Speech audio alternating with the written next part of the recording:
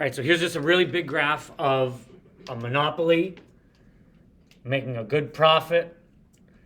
And we've ended all our conversations about monopolies that make a profit by saying that there are barriers to entry, and therefore they get to keep this economic profit.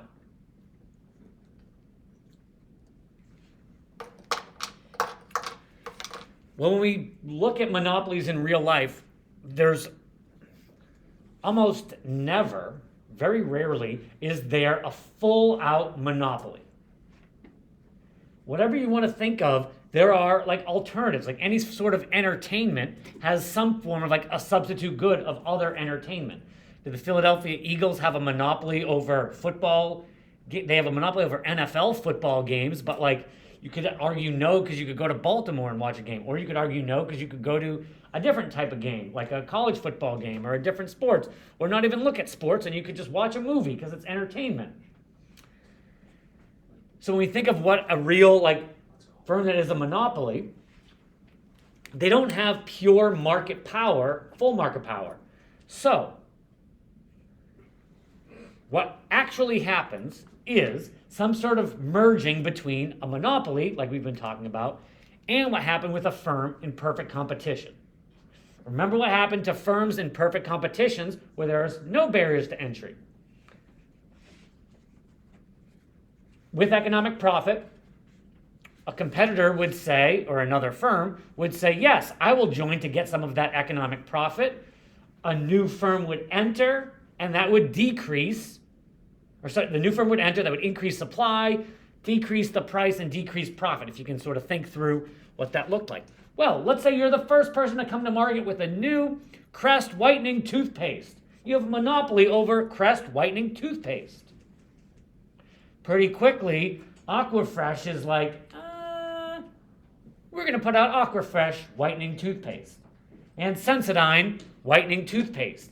And all of a sudden, they tweak their recipe a little bit with like baking soda instead of baking powder or something. And everybody that wanted your product moves to something else. So the next step is to say, well, what happens to a monopoly when demand can change? If you have competitors coming in, if this is Coke's monopoly over the cola industry and then Pepsi comes in, or you could think of like the energy drinks, like Red Bull was the first energy drink, and now they have a whole bunch of their different competitors that are all a little bit different. We have a new demand and a new marginal revenue that correspond. And all that what's called monopolistic competition is when firms compete for their demand curve. Because Crest Whitening has a monopoly over Crest Whitening. Coca-Cola has a monopoly over Coca-Cola, and the Philadelphia Eagles have a monopoly over the Philadelphia Eagles, but they can face some competition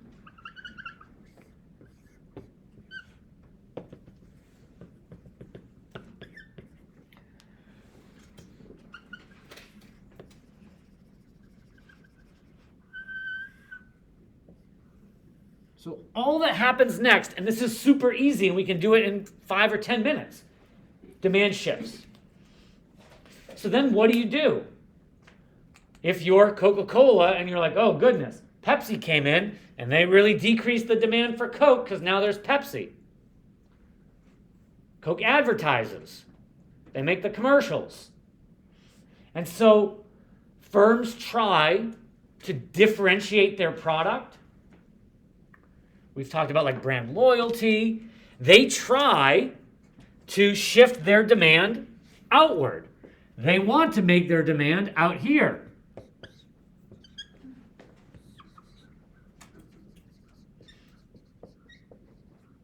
Maybe they advertise. Maybe they differentiate their product. Maybe they give things away for free that are like super cheap. Yes, all of those things will like change cost a little bit, but in this general sense, what are they trying to do? All that a firm is trying to do, that's what's called monopolistically competitive, which is really what everything is in real life. They try to shift their demand curve out as far as possible. New firms that enter and try to compete against them impact their demand curve. So what a monopolistically competitive firm tries to do is move that demand as far as it can out. The further the demand is out, the further marginal revenue, the more it can produce, and the higher its profit would be. So for a blue one,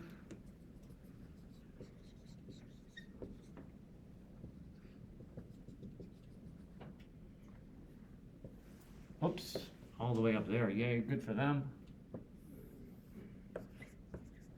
And that's even a bigger profit thing.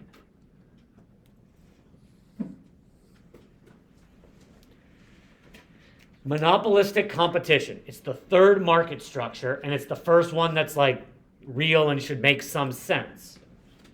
There's no such thing as a firm that's like perfectly competitive, because even if you're producing avocados and you're in a farmer's market, what do you want to do?